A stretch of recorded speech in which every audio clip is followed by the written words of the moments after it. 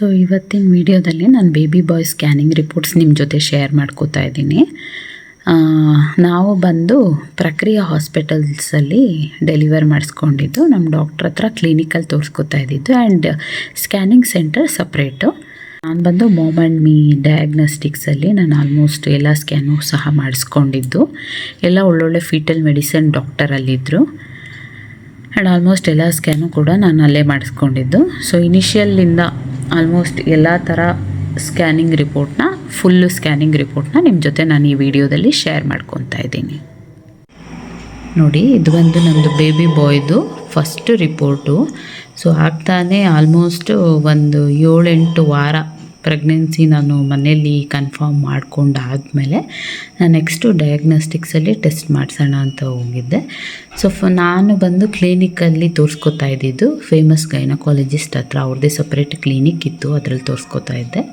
So next ಬಂದು Surekha diagnostics ಅಂತ ಅದ್ರ ಪಕ್ಕದಲ್ಲೇ ಇತ್ತು. ಸೊ ಅರ್ಲಿ ಪ್ರೆಗ್ನೆನ್ಸಿ ಸ್ಕ್ಯಾನಿಗೆ ನಾನು ಅಲ್ಲೋಗಿದ್ದೆ.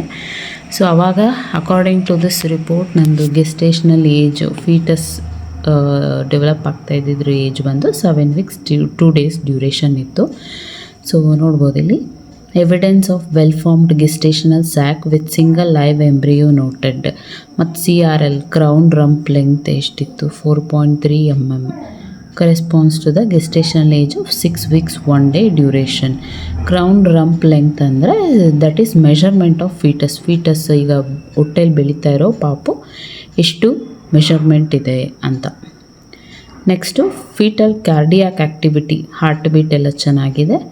ಹಾರ್ಟ್ ರೇಟ್ ಬಂದವಾಗ 131 beats per minute ಇತ್ತು. ಮತ್ತು yolk sac visualised and appears normal. So everything was normal ಅಂತ. And no evidence of subchorionic haemorrhage. So haemorrhage ಅಂದರೆ ರಕ್ತ ಹೋಗುವಂಥದ್ದು, ಅದು ಇದು ಏನೂ ಇರಲಿಲ್ಲ. ಸೊ ಹೀಮರೇಜ್ ಏನೂ ಇರಲಿಲ್ಲ. EDD ಎಸ್ಟಿಮೇಷನ್ ಡ್ಯೂ ಡೇಟ್ ಬಂದು ಅವಾಗ ಅವರು ಕೊಟ್ಟಿದ್ದು 10th July 2024. ಆಮೇಲೆ ಸರ್ವಿಕ್ಸ್ ಮೆಷರ್ಸ್, ಎಷ್ಟು ಸರ್ವಿಕ್ಸ್ ಲೆಂತ್ ಎಷ್ಟಿತ್ತು ಅಂದರೆ 3.3 centimeters. Internal OS closed. Impression early single live intrauterine gestation of 6 weeks 1 day duration. ಇದಾದಮೇಲೆ ಅರ್ಲಿ ಪ್ರೆಗ್ನೆನ್ಸಿ ಸ್ಕ್ಯಾನ್ ಆದಮೇಲೆ ನೆಕ್ಸ್ಟು 12 to 14 weeksಗೆ ಹೋಗ್ಬಿಟ್ಟು ನಾನು NT ಸ್ಕ್ಯಾನ್ನ ಮಾಡಿಸ್ಕೋಬೇಕು ಅಂತ ಸಜೆಸ್ಟ್ ಮಾಡ್ತಾರೆ. ಸೊ ಇದು ಬಂದು ನಂದು ಫಸ್ಟು ಅರ್ಲಿ ಪ್ರೆಗ್ನೆನ್ಸಿ ಸ್ಕ್ಯಾನ್ ಆಗಿತ್ತು. ನೋಡಿ, ಇದು ಬಂದು ಆವಾಗ ಅಲ್ಟ್ರಾಸೌಂಡು ಇಮೇಜಸ್ಸು ನಂದು ಅರ್ಲಿ ಪ್ರೆಗ್ನೆನ್ಸಿ ಸ್ಕ್ಯಾನ್ದು. ನೆಕ್ಸ್ಟು ಆವಾಗ ಸ್ಕ್ಯಾನ್ ಮಾಡಿಸಿದಾದಮೇಲೆ ಆಲ್ಮೋಸ್ಟ್ ನಮ್ಮ ಬ್ಲಡ್ ಸ್ಯಾಂಪಲ್ ತೊಗೊಂಡು ಎಲ್ಲ ಥರ ಟೆಸ್ಟು ಸಹ ಮಾಡ್ತಾರೆ. ಬ್ಲಡ್ ಟೆಸ್ಟು ಮತ್ತು HIV ಇದೆಯಾ, HIV ಪಾಸಿಟಿವ್ ನೆಗೆಟಿವ್. ಸೊ ಆ HIV test, CDRL test, so ಎಲ್ಲ ರೀತಿ ಟೆಸ್ಟ್ ರಿಪೋರ್ಟ್ ಇದು. ಸೊ ಇದರಲ್ಲಿ ನಾವು ಮೇಯ್ನ್ ಏನು ನೋಡ್ಕೋಬೇಕಪ್ಪ ಅಂದರೆ ಬ್ಲೀಡಿಂಗ್ ಟೈಮು, ಕ್ಲಾಟಿಂಗ್ ಟೈಮು ಮತ್ತು blood group, RH factor positive ಇದೆಯಾ ನೆಗೆಟಿವ್ ಇದೆಯಾ ಅಂತ. ನೆಗೆಟಿವ್ ಇದ್ದರೆ ಸ್ವಲ್ಪ ರಿಸ್ಕ್ ಇರುತ್ತೆ. ಸೊ ಪಾಸಿಟಿವ್ ಇದೆ ನಂದು.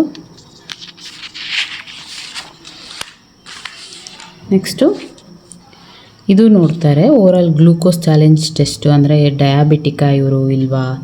ಸೊ ಇದು ಕೂಡ ಎಲ್ಲ ಟೆಸ್ಟ್ ಮಾಡ್ತಾರೆ. ಸೊ ನಮ್ಮದು ಬಂದು 99 mg/dL ಇತ್ತು. ಸೊ 140 ಮೇಲೆ ಬಂದರೆ ಡಯಾಬಿಟೀಸ್ ಇದೆ ಅವರಿಗೆ.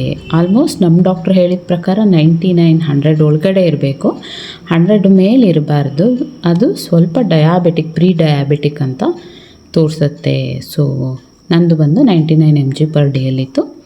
ಸೊ HIV ನೆಗೆಟಿವ್ ಮತ್ತು HbS-Ag.